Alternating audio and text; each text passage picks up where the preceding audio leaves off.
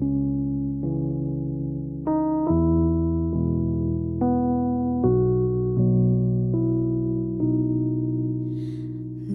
mío, ¿por qué me has abandonado? Dios mío, ¿por qué me has abandonado?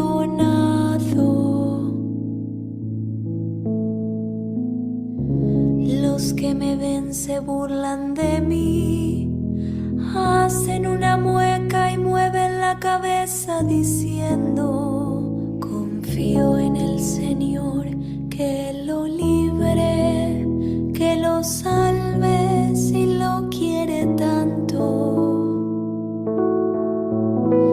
Dios mío, ¿por qué me has abandonado?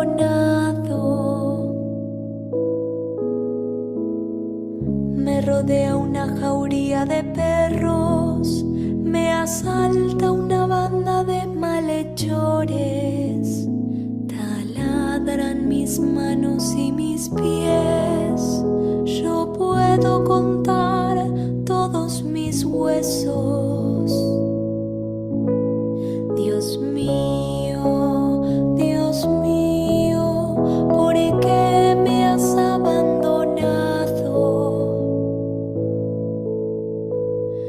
Se reparten entre sí mi ropa y sortean mi túnica, pero tú, Señor, no te quedas lejos. Tú que eres mi fuerza, ven pronto a socorrerme.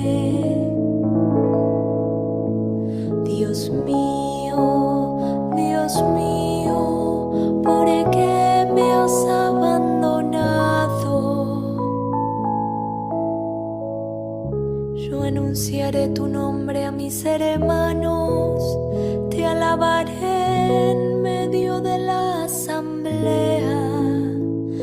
Alábenlo los que temen al Señor, glorifíquenlo descendientes de Jacob, témanlo descendientes de Israel. Dios mío, ¿por qué me has abandonado? Dios mío, ¿por qué me has abandonado?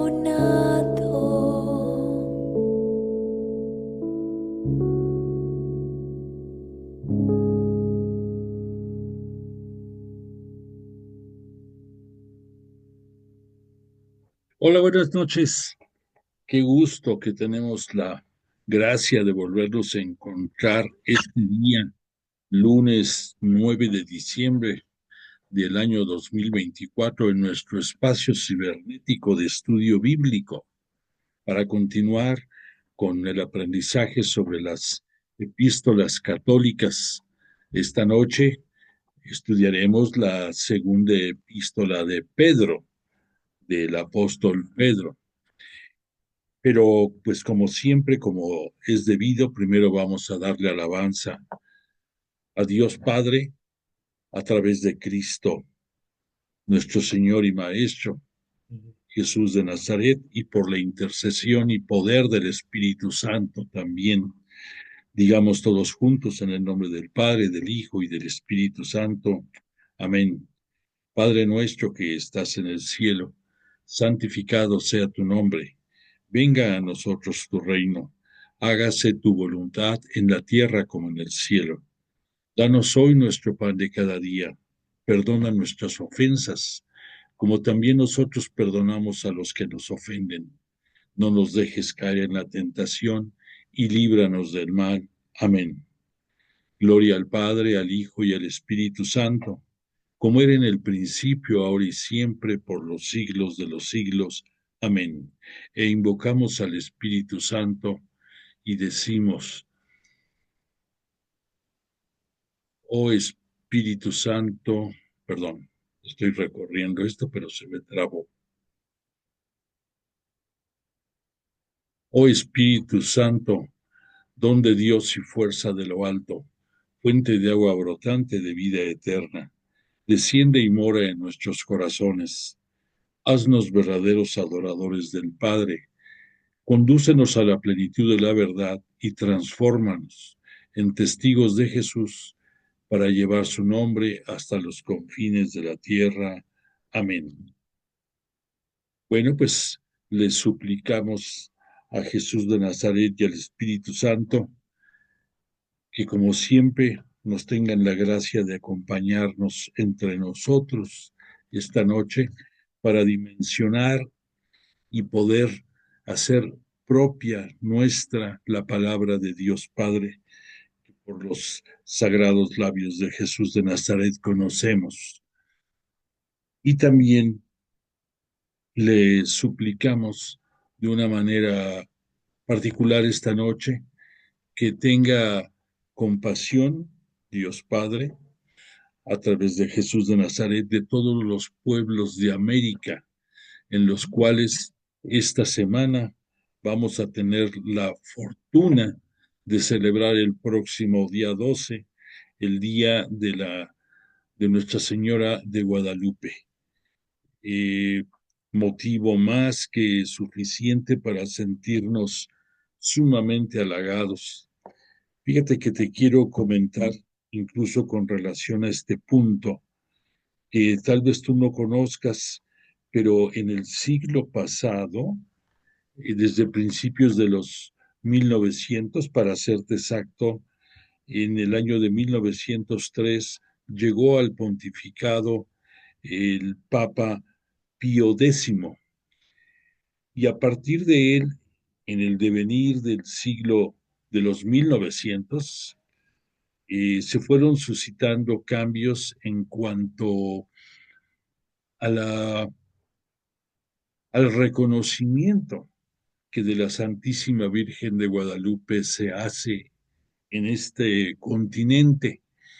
Y entonces Pío X, después de estudios dentro del magisterio y de consultas, decidió que la Virgen de Guadalupe debía de ser considerada, la proclamó patrona de toda la América Latina. Obviamente, sabemos que América Latina significa los países, los pueblos que hablan el idioma de, que viene del latín. Por lo tanto, con un poco de tiempo posterior, el Papa Pío XI proclamó a la Virgen de Guadalupe como patrona de todas las Américas, ya un término más amplio y que nos hablaba de la importancia de la majestad de la Virgen María en su advocación de María de Guadalupe. Posteriormente, el Papa Pío XII no se quedó atrás y la llamó emperatriz de las Américas, dándole un nombre más digno que hablaba de su poder y grandeza, para que todos le rindiéramos veneración a ella. Y posteriormente ya el, el último paso de este reconocimiento fue dado por su santidad el Papa Juan XXIII. Sí, ese Papa, el que conocimos algunos con el sobrenombre del Papa Bueno, y que fue el mismo que sintió la necesidad de convocar al Concilio Vaticano II, él que sintió que se necesitaban nuevos aires en la iglesia, nuevos vientos que condujeran a la barca de Pedro, a la barca de Dios, a la barca de Jesús de Nazaret a través de Pedro. Bueno, pues Juan 23 redondeó el concepto de la Virgen de Guadalupe y la llamó la misionera celeste del Nuevo Mundo y Madre de las Américas. Y además no se puede decir. Y aunado de la mano de este comentario, quiero aprovechar en recordarte que te mandamos a través del chat de este grupo, te mandamos la invitación para que si te es posible, el día jueves 12 de diciembre, asistas al Instituto de Pastoral Bíblica para, para escuchar la disertación, la conferencia que nos va a dar la maestra Elma Peraza, directora del instituto. Y esto hoy te voy a checarte bien cuál es el horario. Te voy a comentar acerca de la importancia de esta disertación que va a haber. La importancia viene dado a que tú has escuchado muchas disertaciones, conferencias, pláticas acerca de la Santísima Virgen María, de todo el relato que de ella se hace en el Nican Mopohua, que es un bello libro de Antonio Valeriano, que nos habla de todos los detalles acerca de la grandeza de la presencia de la Santísima Virgen y del significado de toda su indumentaria, su vestimenta, sus ojos, lo que sucedió, y no nos cansamos de escuchar siempre los relatos que sobre la misma hay. Pero quiero decirte que, que esta disertación, este mensaje, que va a ser a partir de las 10 de la mañana, de 10 a 12 de la mañana, en el sitio que tiene el Instituto de Pastoral Bíblica Salvador Carrillo Alday, que se encuentra en Triunfo de la Libertad número 35, en la alcaldía Tlalpan. Esto está a espaldas de la Universidad Pontificia y, para ser más claros, a 2 cuadras del centro del Zócalo de Tlalpan. La importancia de esta plática es que va enfocada al conocimiento de la aparición de la Santísima Virgen de Guadalupe desde el punto de vista teológico. Para que nos entendamos mejor, quiero comentarte, en todos los escritos bíblicos, tú, independientemente, hemos hablado mucho de del triángulo ese que tenemos, en que tenemos los tres ángulos, los tres vértices que nos hablan del contenido de la escritura bíblica. Te recuerdo que uno es el momento histórico, otro es el lenguaje utilizado por el escritor sagrado y otro el mensaje que el Espíritu Santo a través de él nos quiere dar a conocer. Por lo tanto, pues aunque sabemos que la Sagrada Escritura es palabra de Dios, es también palabra del hombre en cuanto a la redacción y a la interpretación que a través del Espíritu Santo nos dan a conocer. Bueno, pero ya tocando exclusivamente lo que se refiere al lenguaje de, del escrito sagrado, te quiero decir que hay también 3 niveles o 3 etapas, lo que conocemos en los estudios bíblicos como el sentido primero, el sentido segundo y el sentido teológico o cristológico o ambos o escatológico. Te lo explico un poquito mejor. Tú al leer la Sagrada Escritura vas a ver como primer sentido o el primer sentido del texto, la redacción conforme es presentada por el escritor sagrado. Un sentido segundo sería el que ya te pusieras a reflexionar y sobre todo que esta reflexión fuera asistida por algún conocedor que tenga eh, mayor conocimiento acerca del escrito para que te oriente y no desvirtúes tú el sentido literal primero. Y ya en este sentido literal segundo, descubras, entre comillas, el verdadero alcance de lo que el escritor sagrado pretende darte a conocer. Y ya como un tercer sentido, un sentido complementario, pero que redondea lo que estás tú aprendiendo, leyendo, es el sentido teológico. Al entender la palabra teológico, es la interpretación que de las sagradas escrituras hacemos los humanos tratando de entender lo que Dios nos está dando a conocer, o sea, de arriba hacia abajo. Y por esa razón te he comentado que el símbolo de la paz, de la paloma, perdóname, del Espíritu Santo dentro del instituto, tú estás ahorita viendo el clásico sentido de la paloma. Pero cuando lo pones en sentido inverso, que va, pudiéramos decir, de pico hacia abajo, ahí comprenderíamos mejor el que el Espíritu Santo está descendiendo hacia nosotros. Es la petición, la súplica que hacemos. Espíritu Santo, ilumíname, dame ese poder de entendimiento. Bueno, pues eso sería el sentido teológico. Y más si en esa interpretación está de por medio la, la explicación o la palabra de Jesús, pues vamos a encontrarle un sentido cristológico, ya en específico, lo que el gran maestro, nuestro Rabuní, nuestro Mesías y Señor nos quiso enseñar.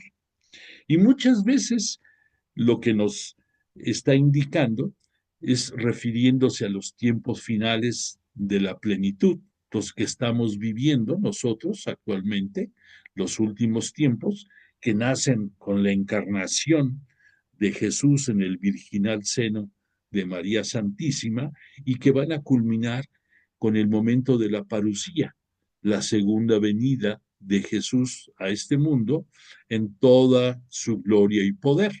Eso es lo que es la escatología, los tiempos finales. Entonces, esa tercer interpretación que damos al escrito, ya redondeando totalmente, puede ser, repito, un sentido teológico o puede ser un sentido cristológico, puede ser un sentido escatológico o la mezcla de todos ellos, como tú lo quieras ver. Bueno, pues entonces retomando el tema, esta conferencia que va a dictar la maestra Elma Peraza se refiere al mensaje teológico de María Santísima. O sea, no se va a meter a decir, pues en la pupila de los ojos de la Virgen de Guadalupe se advierte la figura de los misioneros que estaban en ese momento enfrente, o que la tilma de Juan Diego tiene grabados, tiene sin explicación alguna la imagen propia de la Virgen. Muchos detalles hermosísimos que conocemos a través de otras conferencias y explicaciones. Aquí lo que se va a dar a conocer, lo que se va a transmitir es, partiendo de la Biblia, cuál es la importancia del mensaje de la Virgen de Guadalupe hacia nosotros. ¿Cuál es el mensaje que a través de San Juan Diego nos dio a conocer y que lo refrendó ante las autoridades eclesiásticas de aquella época? ¿Qué significa y qué trascendencia tiene en la evangelización del nuevo, de aquí lo que después llegó a ser la Nueva España? Y te lo pongo tan claro y sencillo, nada más para que saborees un poco lo que los misioneros estuvieron haciendo por muchos años y que no podían lograr, de poder evangelizar a los naturales y convertirlos al cristianismo, lo logró la Virgen de Guadalupe en esa aparición. ¿Por qué? Pues porque se presentó con toda la grandeza del momento teológico que nos quiso dar a conocer. Entre otras explicaciones, pues se presenta como la verdadera madre del único Dios existente, para que tengas nada más un detalle para, para apreciar. Y de ahí todo lo demás que conlleva esta milagrosa, milagrosas apariciones de la Virgen ante San Juan Diego. Entonces, en pocas palabras, es una manera de ver desde un sentido literal tercero, desde un sentido teológico, lo que significa las apariciones de Guadalupe en tierras mexicanas. Bueno, lo que llegaron a ser después tierras mexicanas. Entonces, pues te invito a que si es posible, asistas y si no te es posible asistir, ese mismo día publicaremos minutos antes de la conferencia la contraseña y el ID para que ingreses, ya sea por YouTube o probablemente por Facebook o por ambas. Te lo vamos a hacer de tu conocimiento. Bueno, y ya, disculpa, ya para acabar con estos comerciales, pudiéramos decirte que también te hicimos la invitación para que si deseas, el día miércoles 11 de diciembre, de 9:30 de la mañana a 11 horas, se va a presentar en el mismo instituto los coros y el grupo musical del maestro Sánchez Armas, un maestro que tiene mucha historia dentro de los colegios como el Instituto Miguel Ángel y los institutos maristas, porque es egresado de ahí, y el coro que él llegó a conformar son de puros estudiantes del Miguel Ángel y del Instituto México y de otros colegios maristas. Entonces van a interpretar canciones navideñas, villancicos, va a ser algo bonito y estás invitado a asistir tú y quien gustes de tu familia o de tus amistades. Posteriormente, después de que termine esta presentación, habrá un brindis ahí en el mismo instituto, para lo cual te pedimos que lleves algo para compartir, que no lleves nada más para ti, o sea, que lleves algo para compartir en cantidad suficiente para quien tú quieras y desees, para que todos eh, llevemos algo y compartamos todos ese bello momento navideño. Entonces, bueno, dicho lo anterior, te quiero nada más para cerrar este comentario inicial, hablarte acerca del salmo, del cántico con el que abrimos esta sesión. Este cántico está inspirado en el Salmo 22 de la nomenclatura hebrea, o es el 21 de la nomenclatura griega. Lleva un título de sufrimiento y esperanza del justo.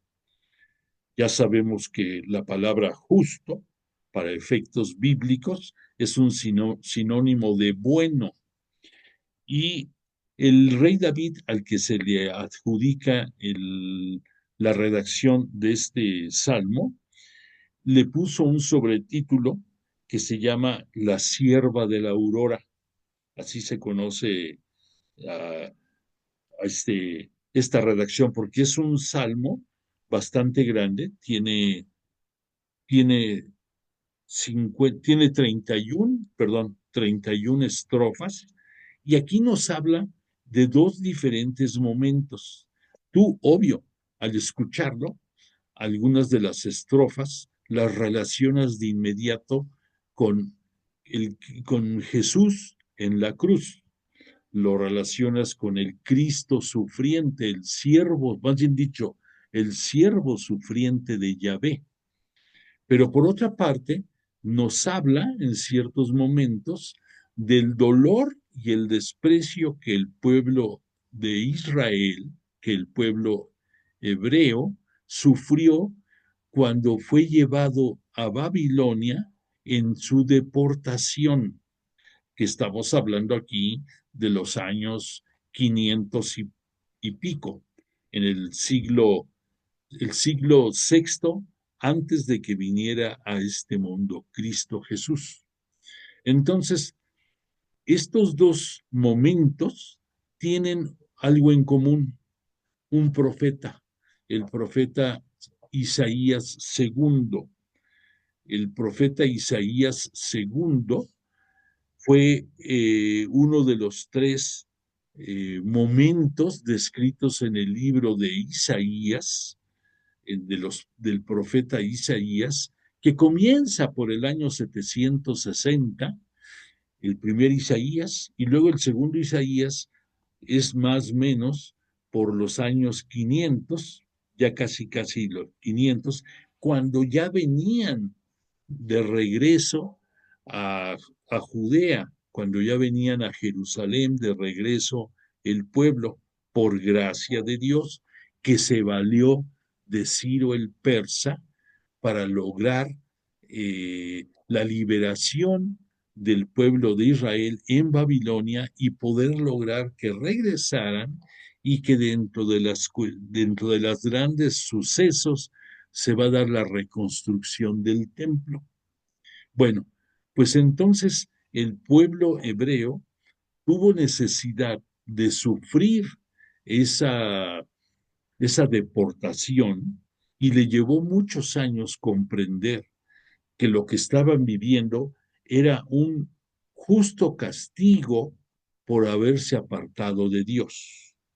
Un justo castigo porque Dios es celoso y no tolera que nadie le rinda culto a ninguna divinidad, llámese de piedra, de eventos naturales, de oro si tú quieres, pero no deja de ser ídolos o de simple barro, y peor, que nosotros en nuestra podredumbre de pensamiento lo equiparemos con la divinidad y grandeza de Dios. Entonces el pueblo de Israel poco a poco fue cayendo en ese desprecio hacia Dios, y a no darle culto solamente a Él como había prometido en el monte Sinaí el pueblo. Y entonces llegó el momento en que Dios Padre, Yahvé Dios para ellos, permitió que pasara esta desgracia. No se las mandó, permitió que sucediera. Y sabemos perfectamente, por palabras de Jesús, que siempre el trigo y la cizaña crecerán juntos. Entonces, en aquellos tiempos, el pueblo de Israel permitió que la cizaña fuera su alimento más que el trigo, y como consecuencia de esto, se apartaron de Yahvé Dios, rindieron culto a otras deidades, se hicieron esposos o esposas de, de mujeres o de hombres de paganas, idólatras, y fueron proliferando los altares para rendirle culto a deidades con D minúscula paganas. Por eso, Yahvé Dios permitió que el pueblo sufriera este escarmiento tremendo de ser deportado, y ya en la deportación entendió el pueblo que habían pecado, se arrepintieron de su pecado, y entonces Yahvé Dios, Dios Padre para nosotros, tuvo misericordia de ellos, los perdonó, permitió su regreso, los reinstaló en la gracia de vivir bajo su protección, y cambió la historia. Entonces, por esa razón, tú en la secuencia de este canto escuchaste algunas estrofas relacionadas con el momento de la crucifixión de Jesús de Nazaret, y otras estrofas están señalando momentos sufridos en la deportación. Entre otros, identificaste por ahí la palabra perros, y recordarás que perros es una forma despectiva en que los judíos llamaban a quien no era judío. En lugar de decirle pagano o de decirle gentil, le decían perro. ¿Por qué? Porque se sentían los judíos como los dueños de la sabiduría y de la fe del mundo y que solamente ellos como judíos podrían ser candidatos a la salvación. Estaban muy equivocados, pero pues tuvo que venir Jesús de Nazaret a traernos la plenitud, a traernos la palabra de Dios Padre y hacernos ver que la salvación a través de Él es para todo el mundo, para todo mortal, y que de gracias a la ofrenda que Él hizo de su vida por voluntad propia y el derramamiento de su sangre, nos logró la remisión del pecado y posteriormente con su gloriosa resurrección y ascensión a los cielos, nos va a dar la gracia de poder llegar al reino de los cielos y además de eso tener vida eterna, por lo cual pues estamos eternamente agradecidos a Él. Bueno, pues ya dicho todo esto, vamos a adentrarnos ya más profundamente al estudio de la segunda epístola de San Pedro. Perdóname. Y quiero decir que la segunda epístola de San Pedro es el último escrito de del Nuevo Testamento. Eh, Vas a decir, bueno, ¿por qué el último escrito? Si aparece en un orden. Después de esta hay otros escritos más dentro del Nuevo Testamento. Te comento, es el último escrito porque sabemos perfectamente que el apóstol San Pedro, él escribió aproximadamente entre el año 64 y 67 sus dos epístolas. Ya vimos la primera. Esta segunda es continuidad de lo que él hizo en su primer trabajo, pero así como la primera epístola se encargó de redactarla de acuerdo a las instrucciones recibidas del apóstol Pedro, Silvano, el secretario y asesor, bueno, no asesor, secretario y apoyo de Pablo en su evangelización en Asia, en algunos lugares de Asia, como los que tenemos aquí a la vista, también sirvió como apoyo a este Pedro. Pedro le dio pudiéramos decir, las luces, las líneas de su epístola y las fue desarrollando Silvano. Y posteriormente, ya Pedro ya había muerto cuando años después se publicó la epístola. Y por lo tanto, en ciertos momentos nos llevó a la posibilidad de pensar que no era tal cual el escrito como lo había pretendido este Pedro.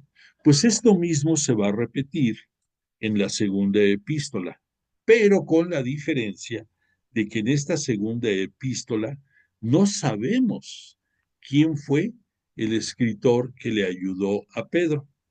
Por lo tanto, el magisterio de la iglesia, entiéndase por magisterio de la iglesia, el grupo que conforma el Papa y todos los obispos, dieron por buena que la segunda epístola de San Pedro fue escrita por el propio apóstol. Sin embargo, sabemos que como muchos escritos bíblicos, aunque Pedro haya redactado y hecho esta epístola, tuvo que haber recibido un retoque final y esto lo podemos apreciar por un simple detalle.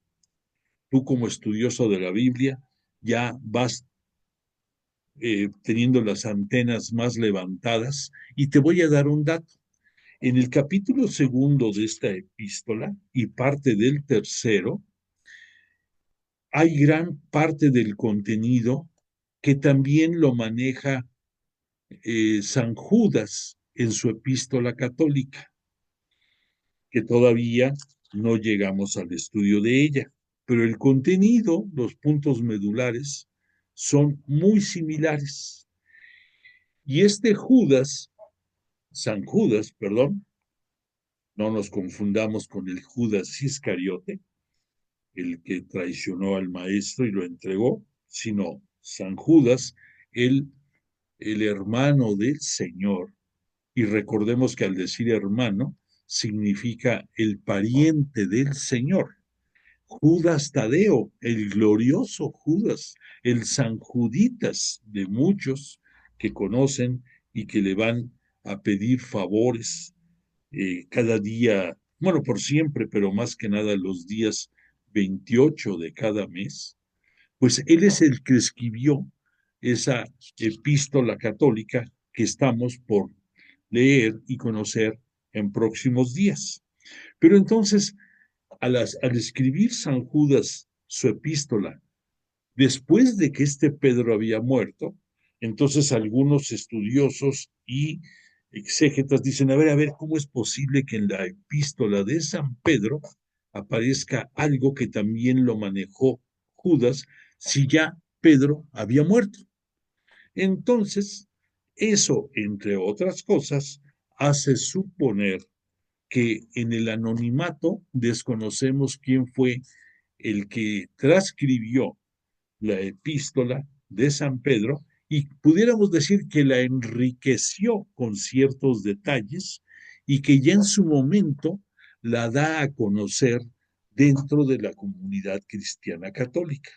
Por lo tanto, aunque hay estudios y epístolas datadas después del año 64 al 67, en que Pedro estuvo en Roma escribiendo sus dos epístolas, por todo esto que decimos, fue llegando para la inclusión de la misma, de la epístola, al último, como el último escrito que aprueba el magisterio de la Iglesia para que forme parte del canon bíblico. Y ya sabemos que canon significa la regla, que de entre otros detalles para que pueda pertenecer dentro de los escritos sagrados, tiene que haber sido un escrito inspirado por el Espíritu Santo, entre otros detalles.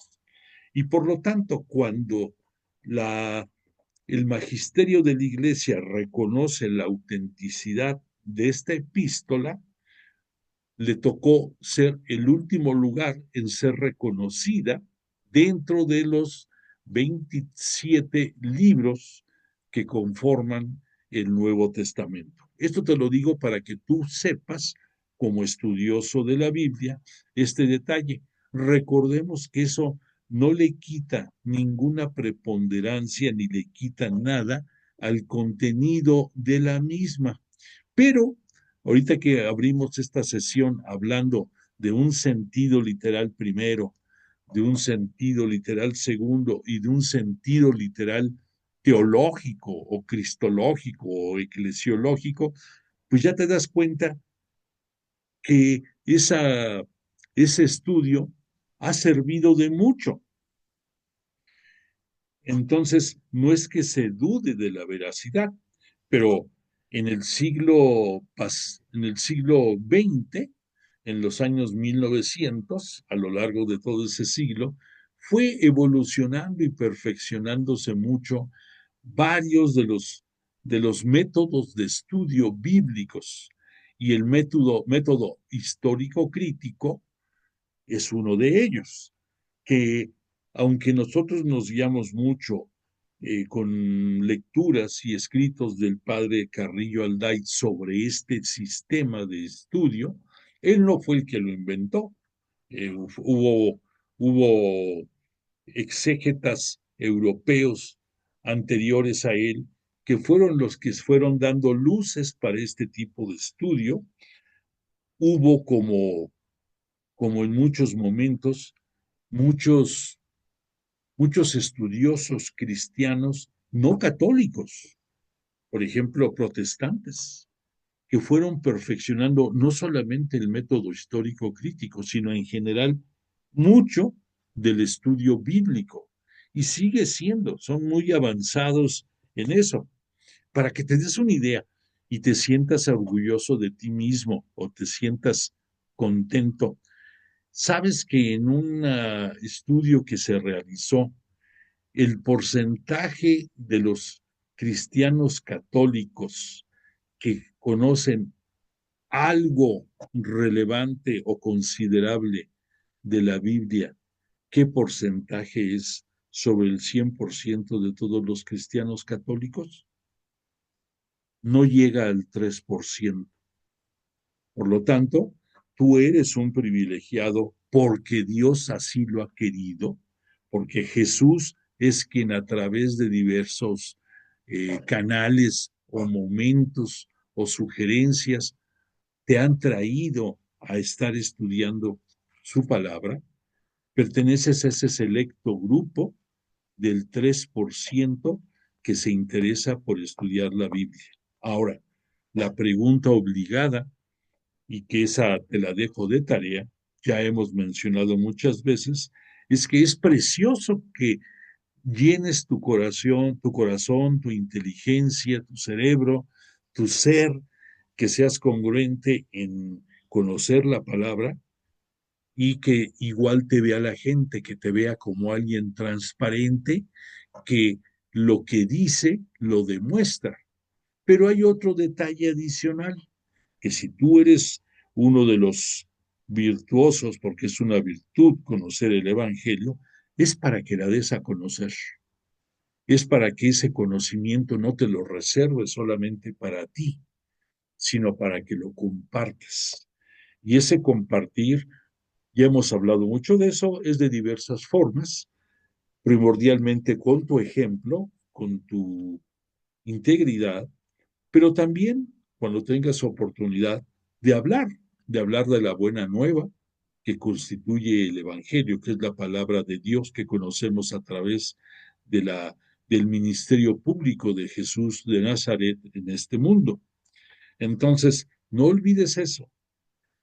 Cada quien tenemos nuestro momento, cada quien tenemos nuestras circunstancias, pero todos, tú, yo y muchísimos más, tenemos la fortuna de que Dios, a través de Jesús, nos ha traído a conocer su palabra y que entonces Él espera de nosotros que no nos la reservemos, sino que seamos portavoces de la misma, que seamos caja de resonancia de toda la buena nueva que es su vida y la demos a conocer. ¿Ante quién? Ante quien puedas.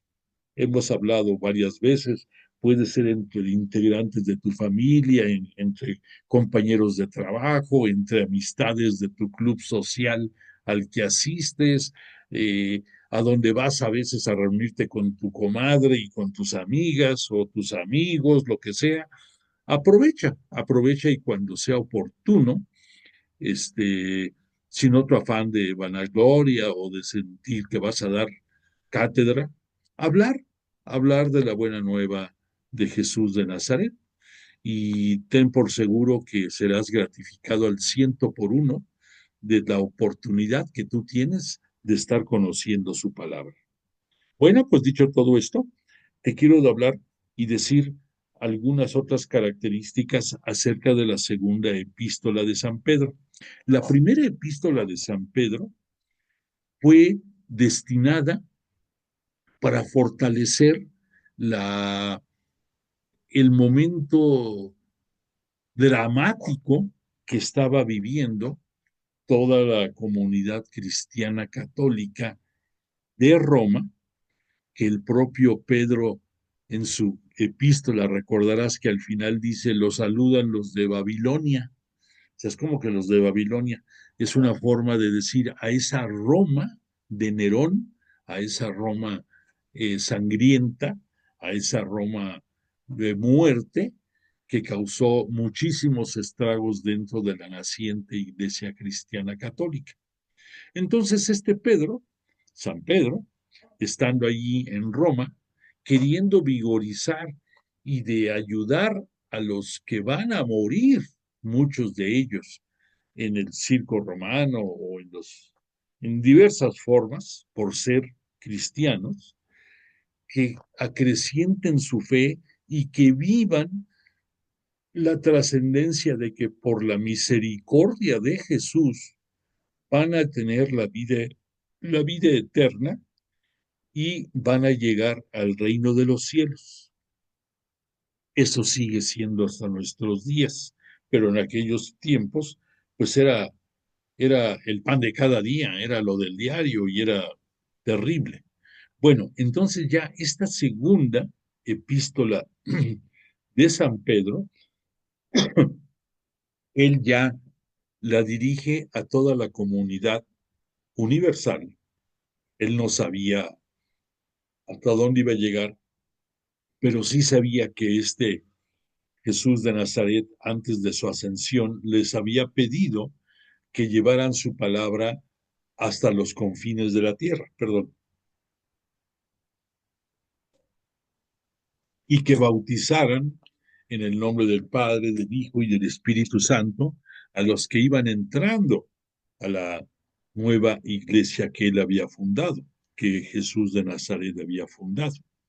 Entonces, ya en esta segunda epístola, Pedro se aboca a esa catolicidad, a todos los integrantes de la iglesia diseminados por todos los lugares.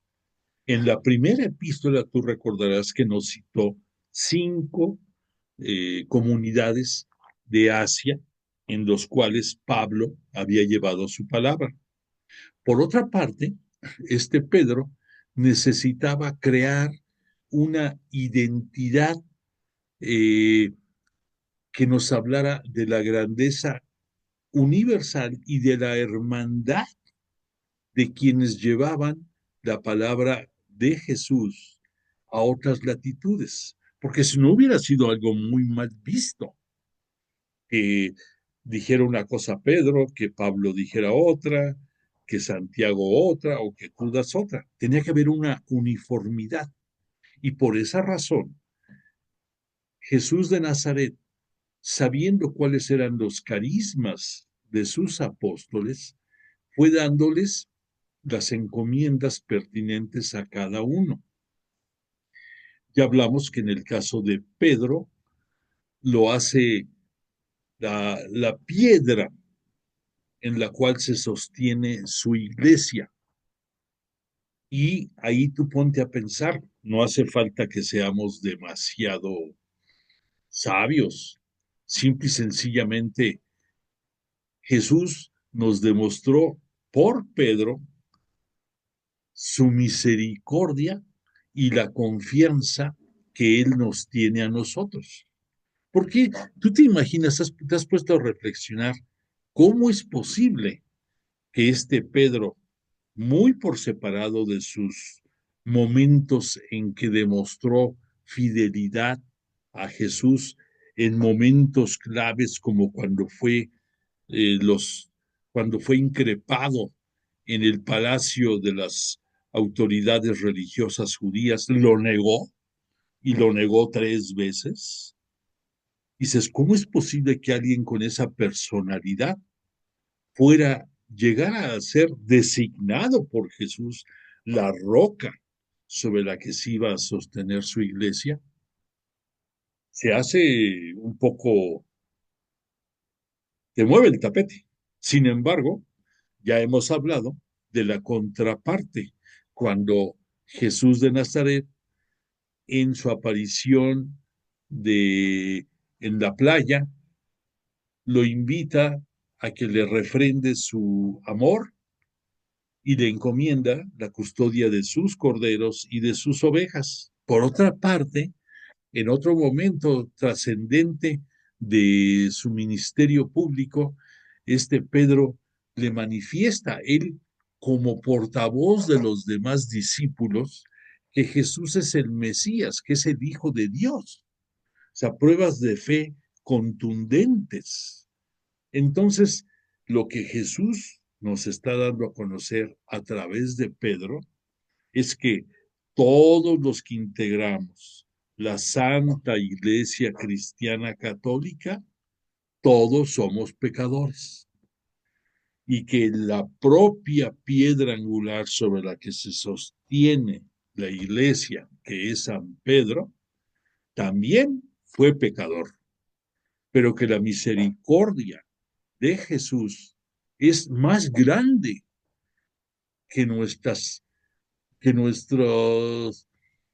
concupiscencia, más grande que nuestra pobreza de corazón, es más grande que todo.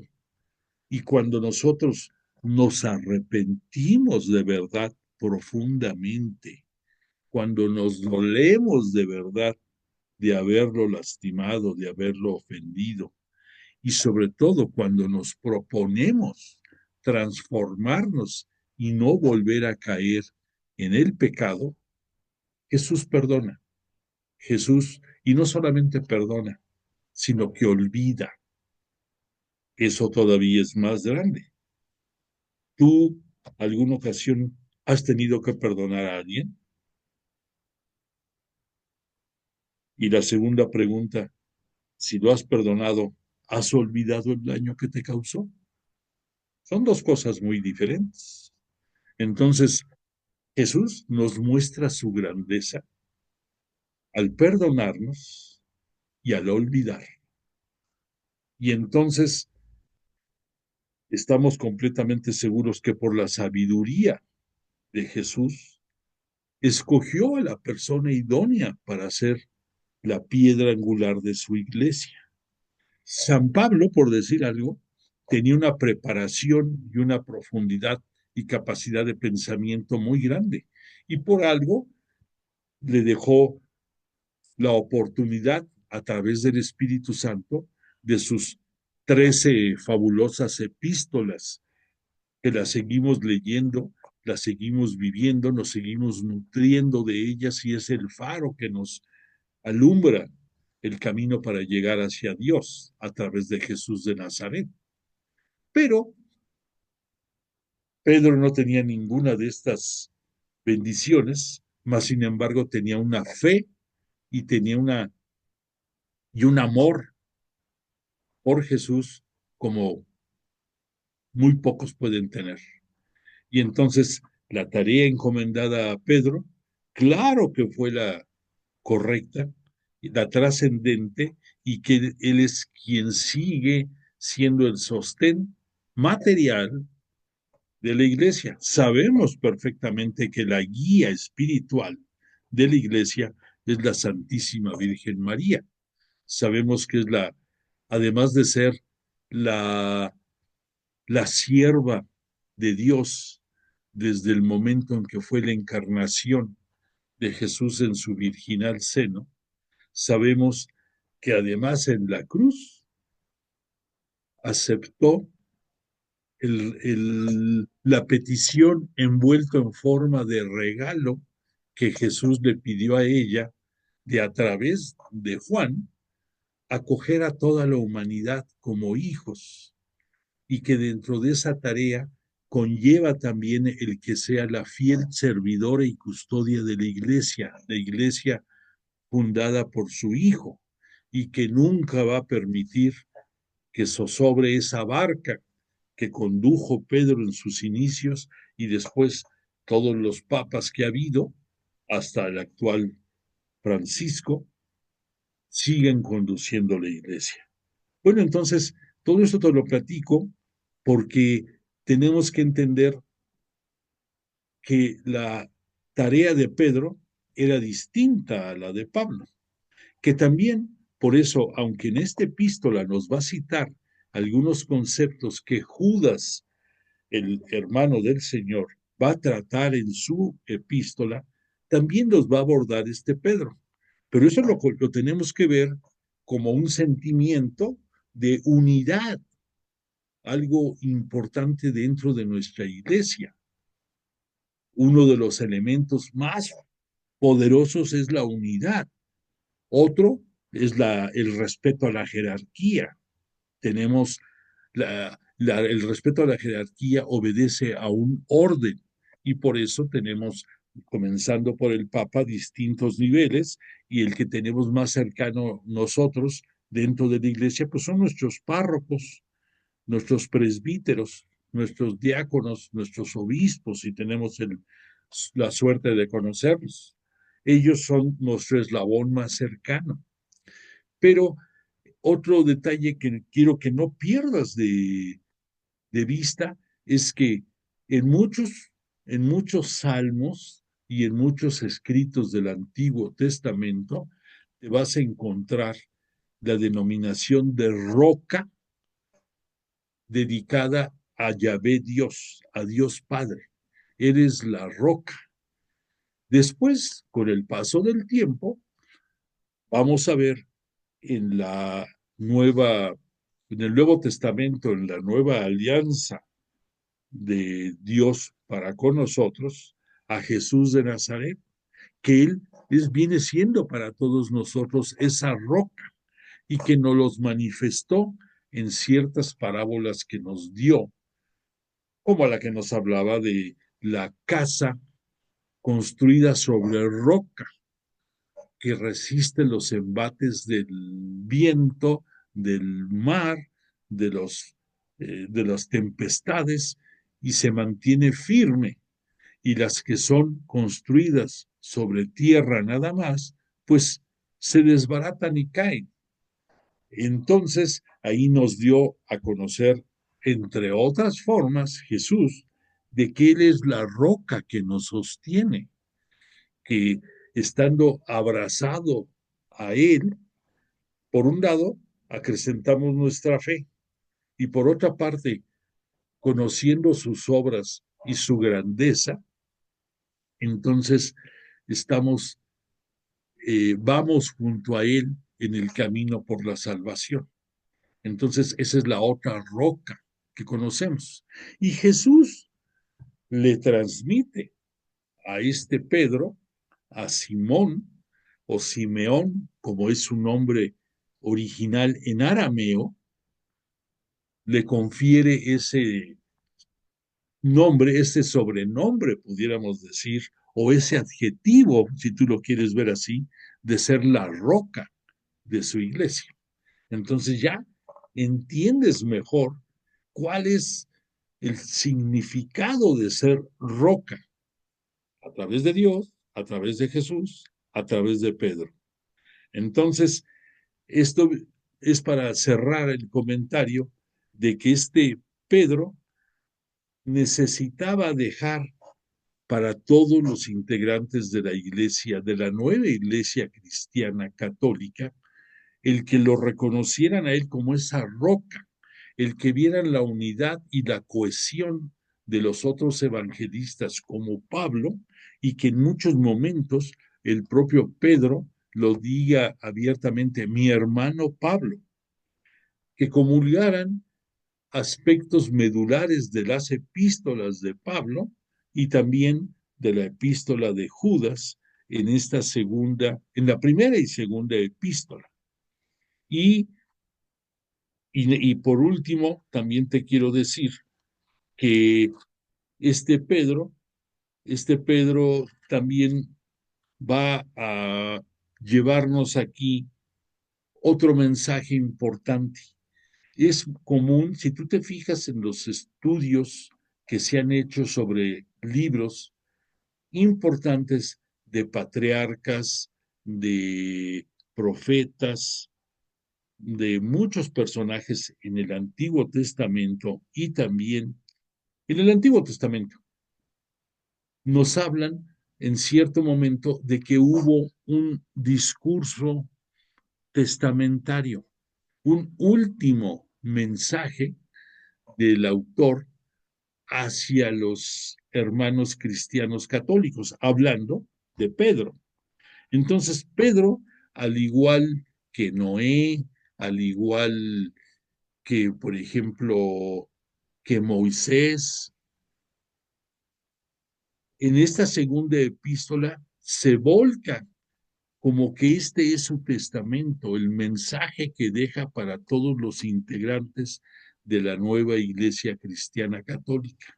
Y nos toca y nos refuerza puntos medulares para llevar nuestra vida en orden y sobre todo enfocarse a la segunda venida gloriosa de Jesús, a su parucía, para que tomando en consideración eso, llevemos una vida ordenada y nos pone sobre aviso de los asedios de los grandes enemigos de la iglesia.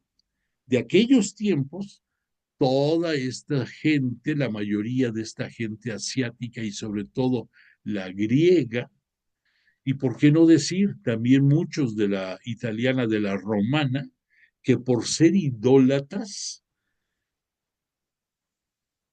contravenían la esencia de nuestra iglesia, por un lado.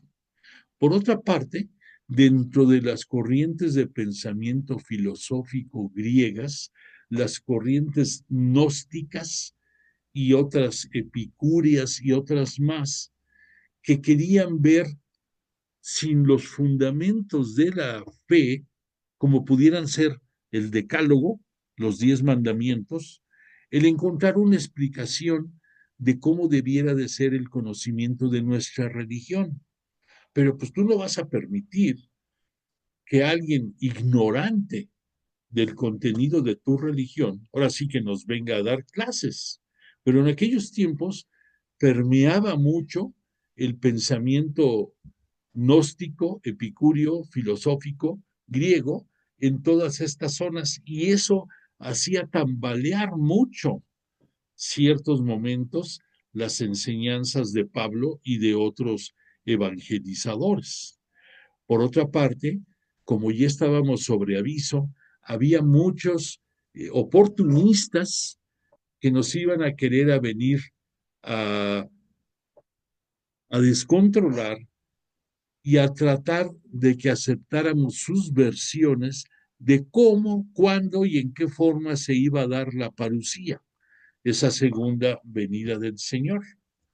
Y aquí este Pedro, vamos a ver en el desarrollo, que tiene necesidad de hacernos ver, por ejemplo, la dimensión del tiempo en Dios y por consiguiente también en Jesús, para que nosotros entendamos que lo que los evangelizadores, incluyendo al propio Pablo y a otros más, que pensaban que la parucía iba a ser casi un evento en automático y rápido después de la ascensión de Jesús, pues no era así.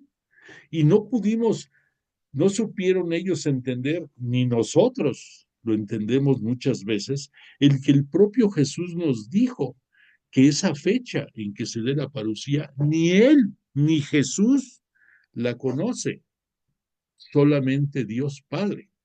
Él es el único que tiene determinado cuándo y cómo será esta venida gloriosa de Jesús. Tenemos algunas luces. En primer lugar, que va a venir Jesús, ahora sí con toda gloria y poder. Por otro lugar, que va a venir sobre nubes, que las nubes son un sinónimo del Espíritu Santo, una representación del Espíritu Santo. Por otro lado, que va a venir con sus apóstoles a juzgar a vivos y muertos. Son luces que tenemos, pero de eso a que digamos para tal fecha va a ser esto, pues no. Tenemos la claridad de que estamos viviendo los tiempos de la plenitud y que al mismo tiempo son los tiempos escatológicos, los últimos tiempos. Pero entonces, todo esto que te he comentado es para que podamos dimensionar mejor lo que este Pedro, lo que San Pedro nos va a dejar en esta segunda epístola. Dicho todo esto, te quiero comentar, voy a comenzar a leerte y a comentarte lo que Pedro va redactando desde su capítulo primero, versículo primero, de esta segunda epístola. Y dice, Simeón Pedro, fíjate, aquí él mismo pone Simeón, Simeón es el nombre arameo que le da Jesús. Bueno, Pedro, perdóname. Simeón es su nombre auténtico, su nombre particular de este San Pedro. Y Pedro es el sinónimo de roca, de Kefas, de piedra. Entonces él mismo pone Simeón Pedro, siervo y apóstol de Jesucristo, o sea, y reconoce sus dos condiciones. Una, que él es el siervo también de Dios y que es apóstol de Jesucristo y que al mismo tiempo es siervo de Jesucristo. Entonces dice, Simeón Pedro, siervo y apóstol de Jesucristo, a los que por la justicia de Dios nuestro y Salvador Jesucristo les ha cabido en suerte una fe tan preciosa como la nuestra, que el conocimiento que tenéis de nuestro Señor os proporcione gracia y paz abundantes. O sea que desde la entrada, Pedro está nos está recalcando que somos afortunados de tener fe en Jesucristo, nuestro Salvador, Hijo de Dios. Aquí dice, y habla de la justicia de Dios a través de Jesús, nuestro Mesías y Señor, nuestro Salvador. Después dice Pedro, la generosidad de Dios. Dice, su divino poder nos ha concedido cuanto necesitamos para la vida y la piedad, mediante el conocimiento perfecto de que nos ha llamado por su propia gloria y virtud. Por medio de ellas, por medio de ellas nos han sido concedidas las preciosas y sublimes promesas, para que por ellas os hicierais partícipes de la naturaleza divina. Me detengo un poco. Aquí nos empieza a hablar este Pedro de dos cosas muy importantes, de la gloria y de la virtud. Pedro nos quiere manifestar bajo el sinónimo de gloria la divinidad celeste de Jesús y por medio de virtud el poder y los milagros que Jesús realizó en este mundo. Entonces son dos cosas diferentes, pero complementarias, que gracias a eso Jesús nos va a llenar la vida con regalos sublimes y preciosos y de promesas, como viene siendo la parucía, que nos va a mantener y a llevar para llegar a ese momento glorioso. Entonces, dice después Pedro, bueno, la última frase, para que por ellas os hicierais partícipes de la naturaleza divina, huyendo de la corrupción que hay en el mundo a causa de la concupiscencia. ¿Qué significa esto? La concupiscencia es nuestra proclividad a pecar. El pecado no importa, llámale el que tú quieras, de cualquier índole, pero nosotros como humanos somos proclives a la concupiscencia. Tenemos la tendencia a pecar. Al pecar se va corrompiendo nuestra alma y al estar corrompidos, pues nos alejamos de Jesús y de Dios. Por esta misma razón, poned el mayor empeño en añadir a vuestra fe la virtud. Y aquí nos va a empezar a citar Pedro una cadenita de, de cosas que nos van a llevar a la virtud total. Fíjate cómo lo cita. Dice, por esta misma razón, poned el mayor empeño en añadir a vuestra fe la virtud. A la virtud, el conocimiento. Al conocimiento, la templanza. A la templanza, la paciencia activa. A la paciencia activa, la piedad. A la piedad, el amor fraterno. Y al amor fraterno, la caridad. Entonces, si tú lo quieres ver, es como un camino crítico, como una, un camino paso por paso para llegar a la perfección. Entonces nos comienza haciendo ver que tenemos virtudes. Esas virtudes las recibimos por gracia de Dios desde nuestra concepción y fueron refrendadas en el momento de nuestro bautismo a través del Espíritu Santo. Nos llenó de virtudes y que esas virtudes, si les agregamos el conocer la palabra de Dios, la palabra de Jesús, como tú lo estás haciendo, nos va a dar más fortaleza. Si a este conocimiento nos mantenemos en paz, tranquilos, si tenemos templanza, esto nos va a llevar a que con paciencia, pero que esa paciencia no sea sinónimo de dejadez, sino que sea de tranquilidad para estar activos. Por eso le llaman paciencia activa. Si a esa paciencia activa les agregamos piedad, si nuestro corazón se sensibiliza y nos compadecemos del prójimo, esto nos va a hacer piadosos igual en, la, en, cómo, en cómo llevemos la palabra hacia los demás. Es también un sinónimo para ser piadoso. Entonces, imagínate, si eres piadoso en tu forma de manifestarte y eres piadoso en tu forma de expresarte, esto te va a llevar a que tú manifiestes un amor, y ese amor es fraterno. Fraterno quiere decir de hermanos, que veas en tu prójimo, en cada uno de ellos, a un hermano, y que al ejecutar todo esto, tu amor de hermano se convierte en caridad.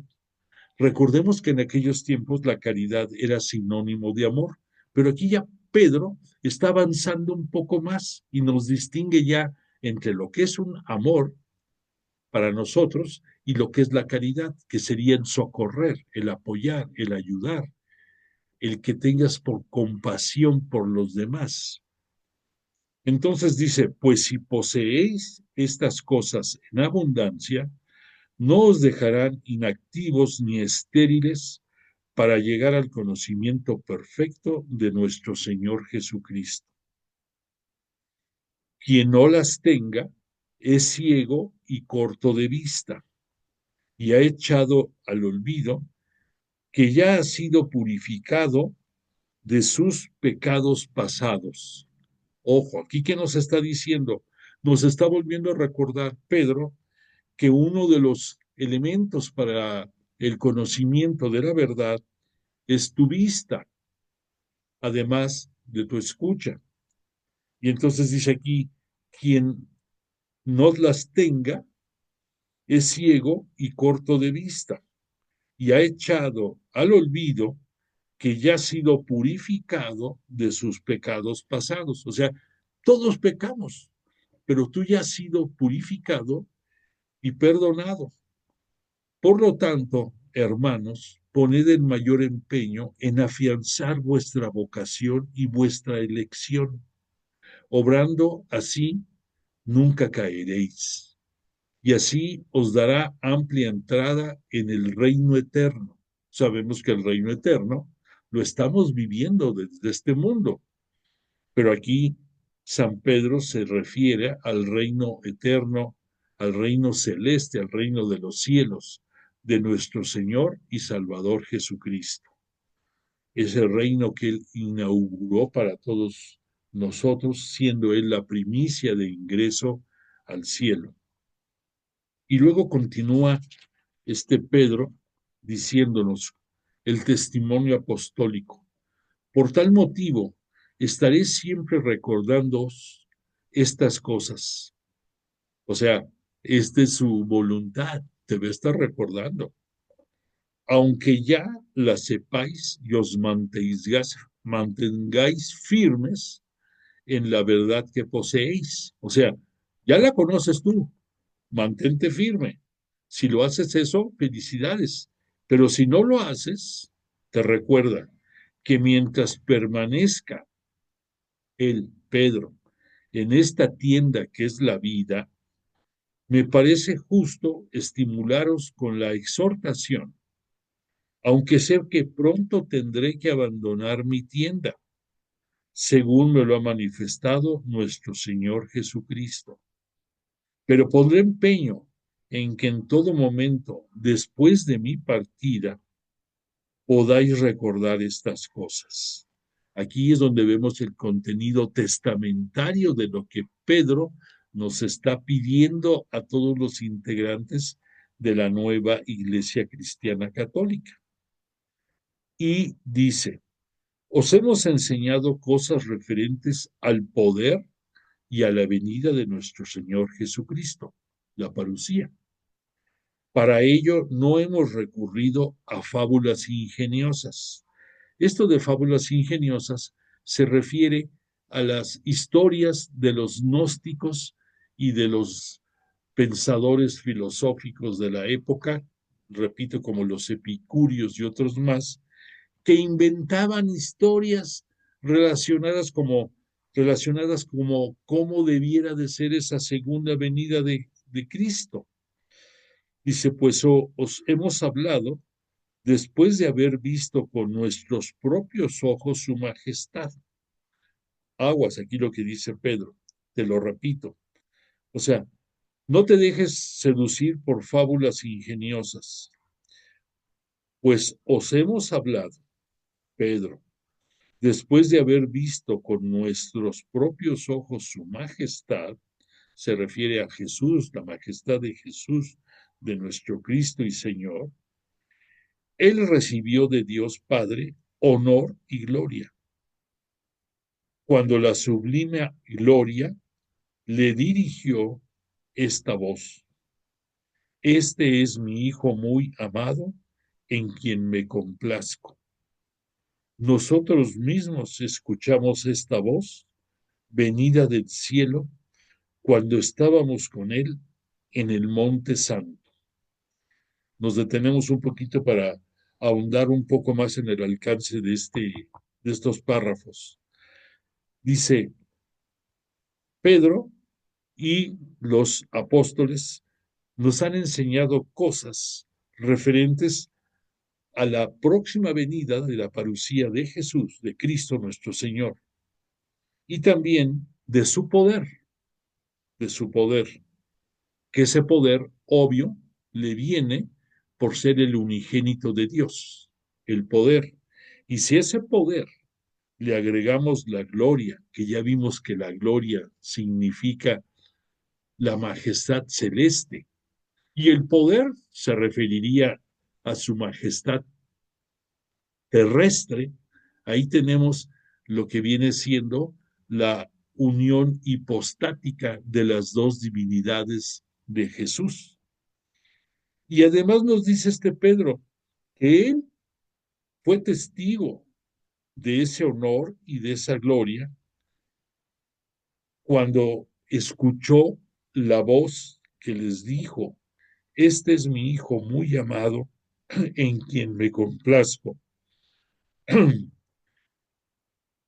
Nosotros mismos escuchamos esta voz venida del cielo cuando estábamos con Él en el Monte Santo. ¿Cuándo fue este momento? Lo ubicas perfectamente, fue la transfiguración del Señor. La transfiguración del Señor es un momento sublime en el que se manifiesta por, de nuevo, la teofanía de Dios. Teo significa Dios. Teofanía, manifestación de Dios. Así como escuchamos que la palabra epifanía es la manifestación gloriosa de Jesús, la manifestación gloriosa de Dios es una teofanía. La primer teofanía que nosotros conocemos dentro del ministerio de Jesús es cuando después de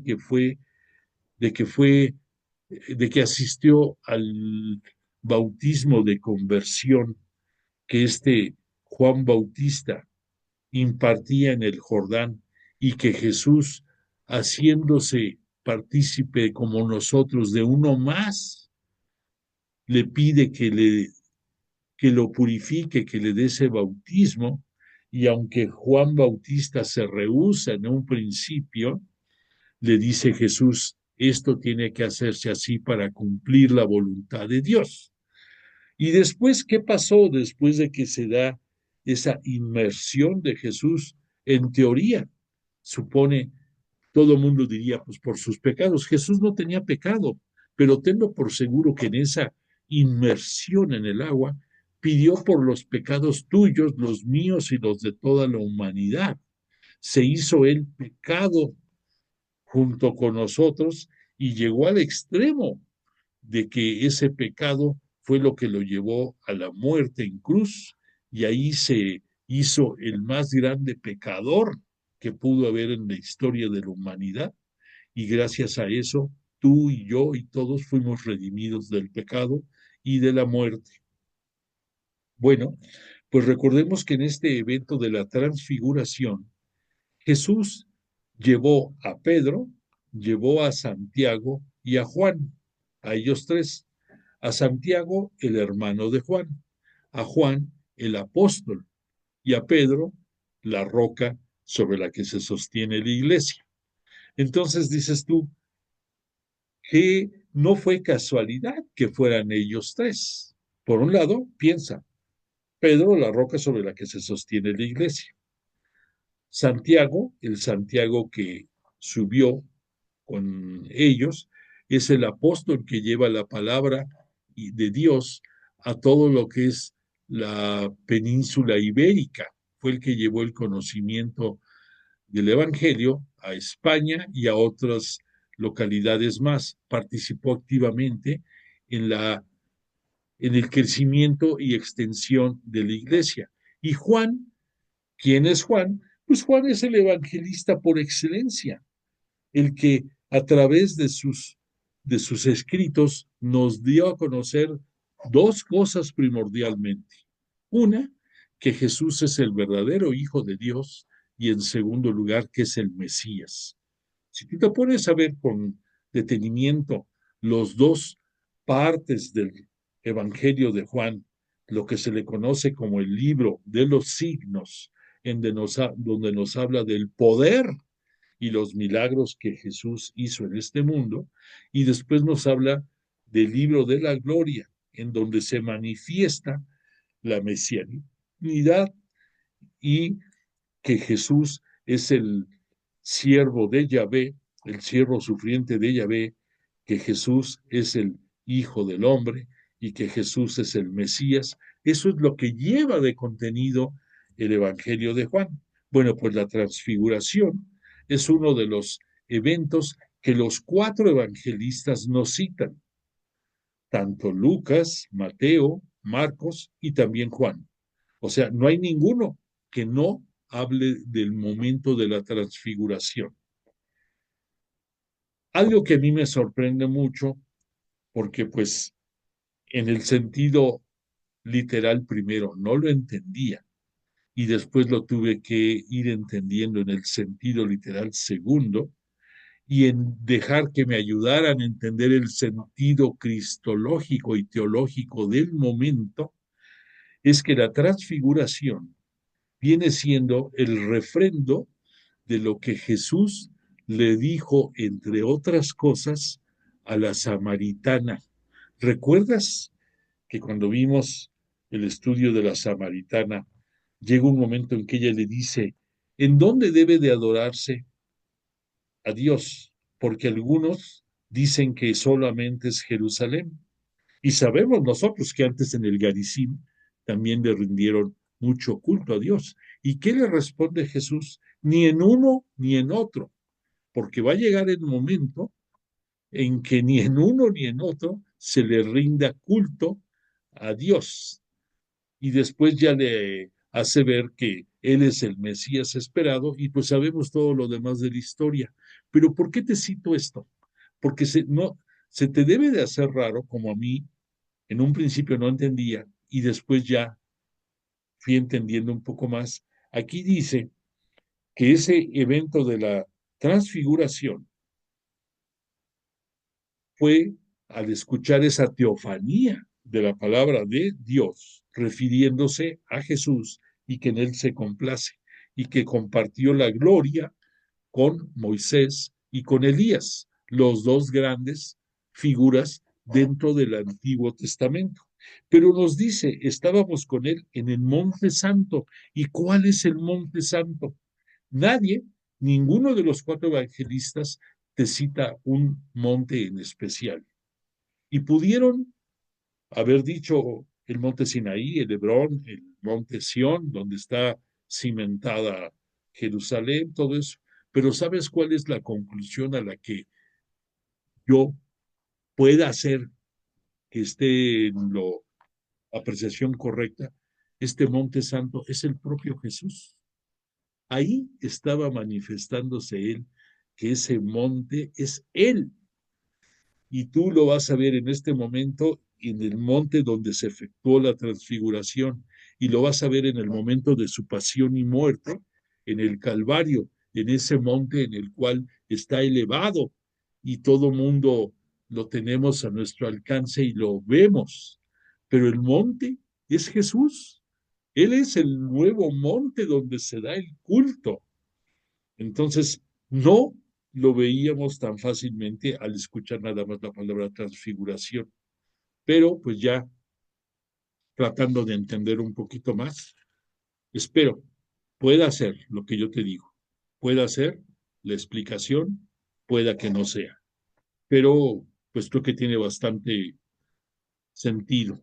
Bueno, pues el tiempo corre demasiado rápido y tristemente vamos a tener que dejar para el próximo lunes la conclusión de esta segunda epístola de Pedro. Por de pronto le agradecemos mucho a Jesús de Nazaret y a su Espíritu Santo el que nos hayan acompañado, y yo a ti el tiempo que me dedicaste y tu atención. Te ruego, por favor, que hagas extensivo a tu familia los deseos de prosperidad, salud, paz, que vivan estos días magníficos de diciembre, el Día de la Virgen de Guadalupe. Si puedes, que nos veamos el miércoles en los coros de los villancicos, y que tengas sobre todo mucha alegría y mucha paz en tu corazón. Y si Dios lo permite, nos veamos aquí el próximo lunes para continuar con nuestro estudio de esta epístola. Por favor, dame constancia de tu asistencia y te pongo la canción de cierre y nuevamente agradezco tu presencia. Que descanses.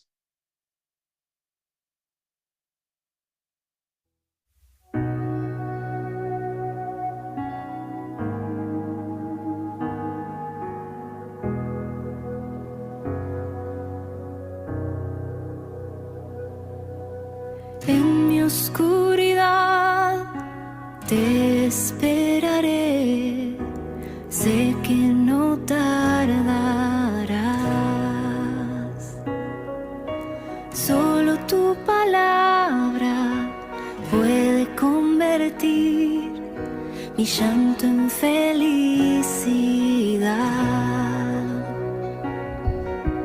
La confianza en ti me mantiene en pie, es fuerza en mi andar.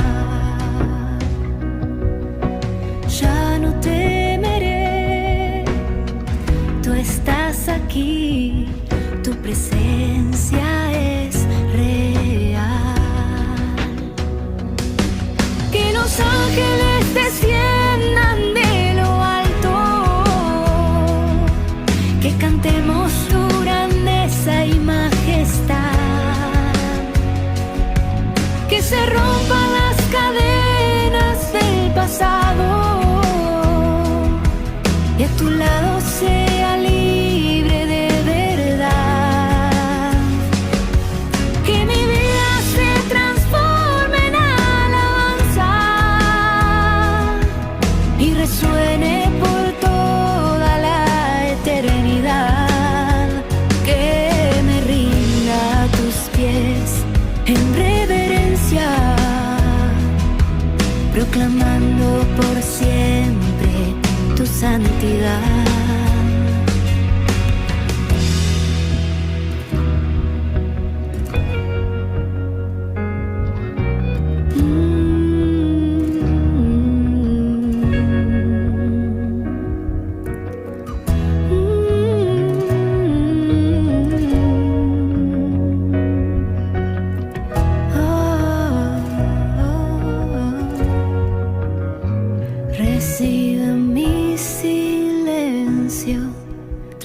transfórmalo en adoración. Recibe hoy mis miedos, dame fe. Recibe mis anhelos, moldéalos con tu bondad. Recibe todo lo que te quiero dar. Recibe hoy mi llanto, transfórmalo en oración. Recibe mi vida, Señor. Que los ángeles desciendan de lo alto, que cantemos tu grandeza y majestad, que se rompan las cadenas del pasado y a tu lado sea libre de verdad. Que mi vida se transforme en alabanza y resuene por toda la eternidad. Que me rinda a tus pies en reverencia, reclamando por siempre tu santidad.